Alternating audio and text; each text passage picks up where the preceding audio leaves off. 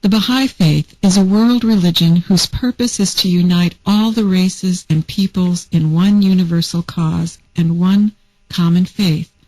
Baha'is are the followers of Baha'u'llah, who they believe is the promised one of all ages. As you know, the traditions of almost every people include the promise of a future when peace and harmony will be established on earth and humankind will live in prosperity. We believe that the promised hour has come, and that Baha'u'llah is the great personage whose teachings will enable humanity to build a new world. In one of his writings, Baha'u'llah says, "That which the Lord hath ordained as the sovereign remedy and mightiest instrument for the healing of all the world is the union of all its peoples in one universal cause, one common faith."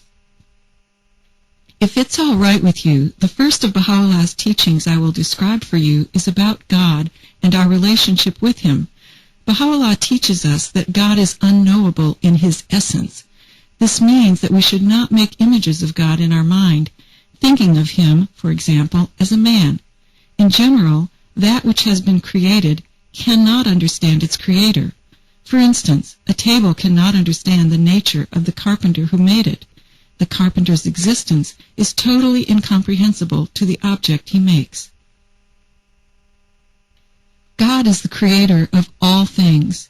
He has made the heavens and earth with its mountains and valleys, its deserts and seas, its rivers, its meadows and trees.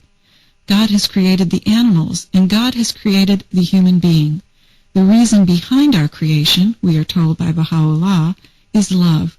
He says, "O Son of Man, I love thy creation, hence I created thee. Wherefore do thou love me, that I may name thy name and fill thy soul with the spirit of life." So although God's existence is far beyond our understanding, His love touches our lives and our beings ceaselessly. The way this love flows to us is through His eternal covenant.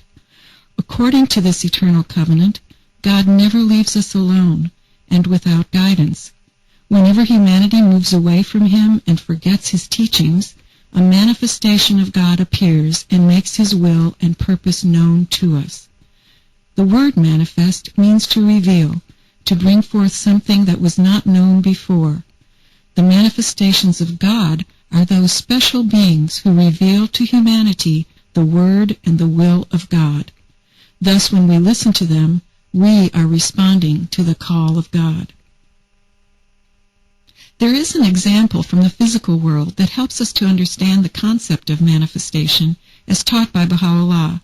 In this world, the sun is the source of all warmth and light, without which life would not exist on the planet. Yet the sun itself does not descend to earth, and if we tried to approach it, we would be totally consumed. But suppose we take a well-polished mirror and point it towards the sun. In it we will see the image of the sun, and the more perfectly polished the mirror, the more perfect the image will be. The manifestations of God are like perfect mirrors that reflect the light of God in all its splendor. And all these mirrors reflect the same light.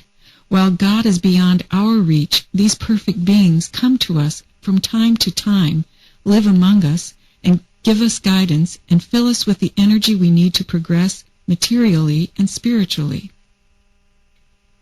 You are fortunate to have been raised according to the teachings sent by God to humanity some 2,000 years ago through His manifestation Christ, whose station is that of the Son of God. Now you can receive the teachings of a new manifestation, Baha'u'llah, whose title means the glory of God. Baha'u'llah's teachings, then, are in perfect harmony with the teachings of Christ, but they address the condition of humanity today. If you think for a moment about the plight of humanity, I am sure you will agree that the time is right for another manifestation of God to have appeared. Let me recite for you a passage from the writings of Baha'u'llah that speak about the day in which we live. This is the day in which God's most excellent favors have been poured out upon men, the day in which His most mighty grace hath been infused into all created things.